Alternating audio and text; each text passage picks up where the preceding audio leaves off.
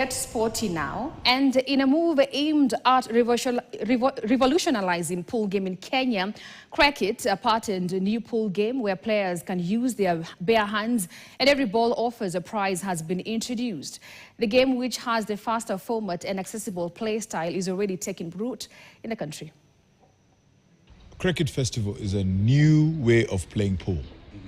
Unajua kuna zile, there's new games of playing pool called 8-ball, black ball, Chinese ball, but we now have our own Kenyan new way of playing pool, which is called cricket. Fully Kenyan, never played anywhere else in the world. It's the newest innovation in the game world right now. When you say it's a newest innovation, what is this newest innovation? How is it played? It's played by, you can use your hand. So it does, yes. Why hand? Because it doesn't matter. We're trying to open the space for pool to even people who've never played pool. So you can actually even use your hand. You can use a cue stick if you know how to play, but it's on the fast break. Just like you do bowling. You push the ball, and then the ball rolls, and then whichever way the balls go in, you win something. Yes. You've been in this space for quite a while. I mean, what is it that has made you, try to make pool better in Kenya? Because I realized that pool is actually confined to the entertainment bar areas, and we wanted to open it up to other places and make it more joyful, innovate. Pool has been the same since old days. So we said, why can't we innovate on the same pool table, play a new different game? So we've actually had to deploy a new game that even encompasses women, people in church, youth. Everybody's welcome to it. If you can actually do something with your hand, you can actually play this game. Yes. Cricket has a very big amount of the winner gets, I think, 350,000. 350,000 shillings. Why is it that you are giving the winner such a big amount of money, and people are looking at pool like, this is just a leisure sport. Exactly. Not accumulate such amount of money. Exactly. We believe it's time, and we've been pushing for it, that pool and cue sports need to come up to the heights of things like golf, because it's not the #2 sport in Kenya. If you look at any single village or hamlet in Kenya, they actually have a pool table. If you call right now in your local place and ask, is there a pool table, you'll find one. But we have not given it the exposure and the brand that it requires, because it has been domiciled in bars. We are saying that now we want to open up to everybody, and everybody can play it. We've had tournaments. Tournaments take for a long time. Now with cricket, we can play, 10,000 people can play in a single day, as opposed to a tournament, which even if you have how many tables, you have to play only 500 people. So you can see we have scalability of the pool game. We are actually liberalizing the pool game so that everybody can come in.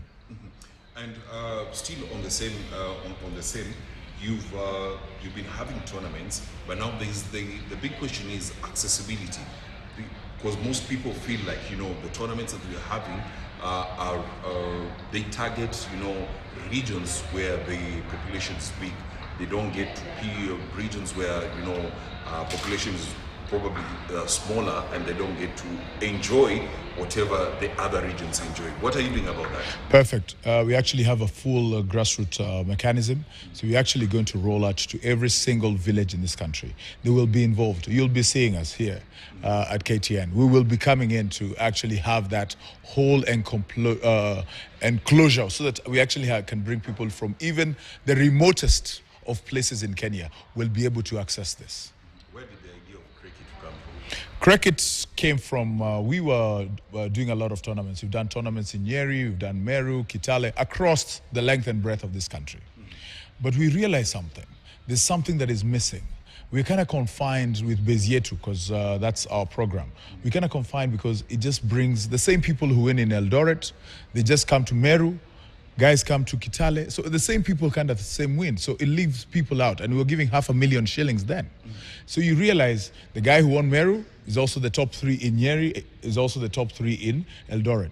We realize we want to change the game a little bit. So we've realized actually in this game, the more qualified you are, the higher the chances that you'll actually lose. And the more less qualified, skilled person it is, you actually more have a greater chance. So we thought we should inverse the rules and give everybody an equal footing, including women.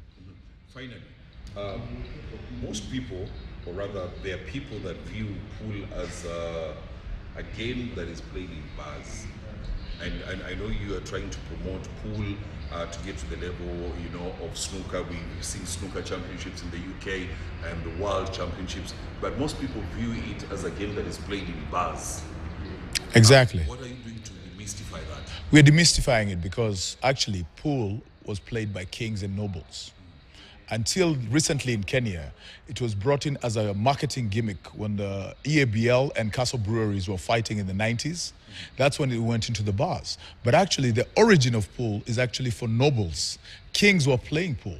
So we want to take it to the same level where we can actually have clean. And with Bezietu and Cricket, we believe we can bring it to schools, we can bring it to churches, we can bring it to every other place you don't expect a pool table. And you'll be seeing us anywhere near you where you are least expected. What's the end game? The end game is just to get as many people as we can involved. We also have social messaging.